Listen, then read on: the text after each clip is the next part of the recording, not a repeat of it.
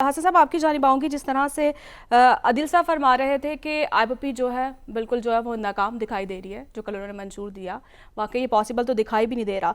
जैसे कि उन्होंने कहा कि आईपीपी जो है वो 300 यूनिट्स की मुफ्त बिजली देने की जिस तरह से उन्होंने बात की है, 2500 अरब से ज़्यादा बिजली सेक्टर का गर्दिशी कर्जा है और 300 यूनिट इस्तेमाल करने वाली सार्फिन की तादाद पाकिस्तान में 75% है। तो ये कैसे जो है ये अमली तौर पर जो है इसको वो करवा सकेंगे, इस पर इम्प्लीमेंटेशन? और ख़ासतौर पर आप देखते हैं वही पुराने चेहरे, नई जमात आवाम की ज़िंदगियों में तब्दीली ला सकेंगे? कैसे आवाम को मुतमईन करेंगे? मुझे लगता है कि इसमें से कुछ मंशूर के कुछ नकात किसी दूसरे मंशूरों से उठाए हुए हैं।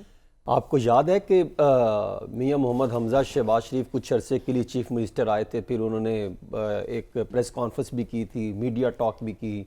उसमें उन्होंने कहा कि 300 यूनिट तक हम फ्री करने जा रहे हैं। फिर पेट्रोल का भी उन्होंने जिक्र किया। फिर उसमें उन्होंने कहा कि हम गरीब को रोटी भी देंगे, हम उनके हवाले से भी मामलात लेकर चलेंगे। फिर उस पर मज़ीद काम भी शुरू कर दिया गया। मुझे याद है कि शहबाज शरीफ साहब जब पीडीएम के आखिरी दिनों में 180H ब्लॉक मॉडल टाउन में बैठे हुए थे तो वहाँ पर इनकी सीनियर क़यादत का इजलास हुआ था, उसमें भी यह मामला ज़ेर गौर आए थे। और फिर थोड़ा सा उससे पीछे चले जाइए, शायद उन्हीं दिनों से कुछ अरसा पहले वो चौधरी शुजात साहब की चौधरी आसिफ जरदारी साहब से मुलाकात हुई थी।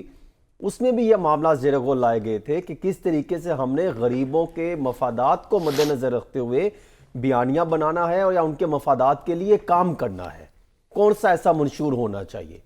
तो मेरे ख्याल में आइंदा आने वाले दिनों में जब अल्लाह करे इंतखाबात जनवरी या फरवरी में हो जाए, जो कि नज़र भी आ रहे हैं, क्योंकि जितने भी इशारे थे वो तो सारे उस पर पूरे उतरते दिखाई दे रहे हैं, इस पर भी बात करते हैं। लेकिन मुझे लगता है कि ये सियासी मंशूर, सियासी बयानात, ऐलानात दावों की हद तक ना रहे, बल्कि जब ये हुक्मरान सियासतदान हुक्मरान बनते हैं, जब इक़्तिदार की कुर्सी पर आके बैठते हैं, इक़्तिदार में आते हैं, तो उस वक्त ये सारे मंशूर का जो पर्चा होता है ये फाड़ कर उड़ा देते हैं।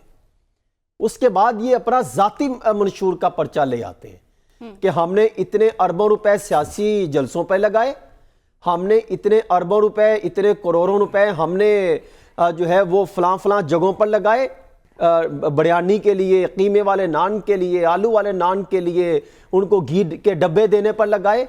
तो फिर आने के बाद वो ये दावा करते हैं कि अब पहले हम ये पैसे अपना पूरे करेंगे, फिर अवामी मफादात का सोचा जाएगा। और फिर क्या होता है, फिर वही गरीब अवाम नंगे भूखे एक वक्ती रोटी जो खा रहे होते हैं उनके कपड़े उतार के पहले ये अपना खजाना भरते हैं और फिर पाकिस्तान से बाहर ले जाते हैं। जिसका जो दिल करता है वो करता है। और पाकिस्तान की मईशत को क्या, पाकिस्तान के गरीबों को उनका खून निचोड़ते हैं, खून निचोड़ के अपने खजाने भरते हैं। और फिर जो है वो आलीशान जिंदगी बसर करने के लिए कोई उनका रिश्तेदार कोई किस मुल्क में जो है ठहरता है, कभी किधर से पूछता है, किसी को कोई गरीब का ख्याल नहीं होता कि हमने जो है जो मंशूर जिसको लेकर, जिसको बुनियाद बनाकर अवामी मफादात को टच करते हुए, अवामी मामलात को मद्देनजर रखते हुए उनके हसूल के लिए इक़दाम करने के बजाय उनके उल्ट जो है वो पहिया उल्टाना शुरू कर देते हैं, चलाना शुरू कर देते हैं। क्या हुआ, मुस्लिम लीग नून भी लेकर आई थी इसी तरह का बयानिया, सड़कों का जाल बिछाएंगे, तवानाई बोरान खत्म करेंगे, सड़कों के स्कैंडल भी सामने आए। हाँ, नून लीग ने जो अच्छे प्रोजेक्ट किए उसमें मोटरवे शामिल है, जिसकी वो आज तक क्रेडिट लेती है। फिर इसी तरह वो कहते थे कि लेकिन उन्होंने कई ऐसे प्रोजेक्ट भी गिरवी रखवाए थे। इस्लामाबाद की बेशुमार चीजें हैं वो नवाज शरीफ साहब के दौर में हुए। फिर उन्होंने कहा कि हम रोजगार देंगे, रोजगार तो नहीं मिला, बेरोजगारी बढ़ गई। आप बहुत दूर ना जाए, माजी करीब की मिसाल उठा के देख लें, वजीर खजाना इन्हीं के थे, मेन मिनिस्ट्रियां इन्हीं की थी, मुस्लिम लीग नून की, कुछ नहीं कर सके। वो भी तकरीबन रोटी कपड़ा और मकान की तर्ज पर लाए थे, सिर्फ बीच में लैपटॉप ऐड कर दिया, कुछ दानिश स्कूल ऐड कर दिए, कुछ इस तरह के प्रोजेक्ट ऐड कर दिए। फिर पाकिस्तान पीपल्स पार्टी रोटी कपड़ा मकान के नाम पर लेकर आई थी, और उनका दौर उठा के देख लें, आप किसी को सारा कुछ छोड़ दें, आप सिंध की परफॉर्मेंस उठा के देख लें, ऐसे करप्शन के, लूट मार के कारखाने लगने के इल्जामात हैं जो किसी की मिसाल नहीं मिला करती। उन्होंने भी यही किया। आज भी उनके खिलाफ वो क्यों लेवल प्लेइंग फील्ड मांग रहे हैं, ये क्यों पाकिस्तान पीपल्स पार्टी और दीगर सियासी जमातें लेवल प्लेइंग फील्ड मांग रही है? किसी एक का तो सानिया नौ मई का मसला होगा और बाकी सियासी जमातें इसलिए सियासी लेवल प्लेइंग फील्ड मांग के ये दावे और मुतालबे करती हैं क्योंकि उनको अंदाजा है कि उन्होंने जिस तरह लूट मार की, जिस तरह उनके करप्शन के इन पे इल्जामात लगे, किस तरह उनके एसेट जो है वो बढ़ते चले गए। आपने नोट किया एसेट्स बियॉन्ड केस जो इन पर नैब खोला करती है, फिर बंद किया करती है। जब डॉक्यूमेंट्स पढ़ा करते हैं तो उसमें कितने खौफनाक किस्म के करप्शन के इल्जामात लगते हैं, मनी लॉन्ड्रिंग के इल्जामात लगते हैं, टीटीओ के लगते हैं, किस तरीके से पैसे ट्रांसफर किया जाता है, किस तरीके से जो है वो कमीशन लिए जाते हैं। मैंने क्या बेशुमार चीजें हैं। आप सिर्फ कामरान खान साहब के आखिरी जो चंद शोज हैं वो उठा के देख लें, आपको अंदाजा हो जाएगा। उन्होंने पूरी करप्शन की दास्तान खोल के रख दी, किस तरीके से सिंध में जो है वो गड़बड़ घटोला होता रहा, कोई चीज किसी से ढकी छुपी नहीं है। फिर इसी तरह तहरीक इंसाफ की हुकूमत आई, हमने देखा मीनारे पाकिस्तान में कमाल का मंशूर होगा, हमने देखा कि वो नौकरियां होंगी, अंबार लग जाएंगे, कोई बंदा बाहर नहीं जाएगा, बैरून मुल्क से पाकिस्तान आएंगे। उसके उल्ट चला। हमने देखा कि जिनको लाकर बैठाया गया उन्होंने ऐसे ऐसे लूट मार के कारखाने खोले कि जिनकी माजी के मसाले नहीं मिलती। वही सियासतदान कुछ नून लीग से लिए, कुछ पीपल्स पार्टी से लिए, कुछ वहां से, और ये उधार तो नहीं, डेपुटेशन पे जाते हैं, इनका तो कोई नहीं होता, वहां से लेकर बन गई आईपीपी, इस्तेकाम पाकिस्तान पार्टी। अब वो मंशूर उठाकर लेकर आ गए अवाम की खिदमत में, और अवाम भी वो जो आप लेकर आए, जबरदस्ती लेकर आए या जिस लालच में लेकर आए, उनको इस चीज से गर्ज नहीं है कि आप क्या लेकर आएंगे, रोड मैप क्या लेकर आएंगे, आपके इंप्लीमेंट क्या होगा, किस तरीके से आप पर इत्तमाद कर ले।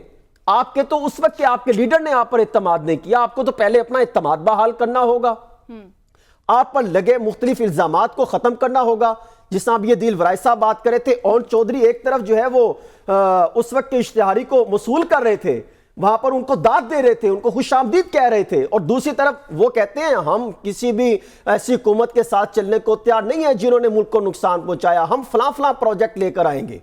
देखें, आप डबल गेम पर ना रहे। अवाम अब जो है सियासत, जमहूरियत और इंतखाबात के इसकी जो पोजीशन होती है, इसकी साख को अब वो खत्म करती चली जा रही है, उनका तासुर तब्दील होता चला जा रहा है। अब वो ये चाहते हैं कि मुल्क में शफाफ इंतखाबात हो और फौरी इंतखाबात हो, और इंतखाबात हो और ऐसी क़यादत सामने आए जो मेरिट पर अपने पांव पर जीत कर सामने आए, वो जो है मुल्क के मसाइल को हल करने पर फोकस कर सकती है। और वो उस वक्त होगी जब जो है इनको लेवल प्लेइंग फील्ड, इनको मेरिट पर दिया जाए। आ चुका है कि जो तमाम फैसले वो मेरिट पर होने चाहिए। बिल्कुल, जिस तरह से करप्शन जो है हमारे मुल्क का सबसे बड़ा मसला है, लेकिन उससे भी बड़ा मसला ये है सुप्रीम कोर्ट की जानिब से जो कि मिलिट्री कोर्ट पर फैसला दिया गया है, उस फैसले से दहशतगर्दों और बैनुल अक़वामी सहूलतकारों के लिए एक हौसला अफजा खबर के तौर पर यह सामने आई है, और इसका मुस्तकबिल में हमें कितना नुकसान उठाना पड़ेगा इस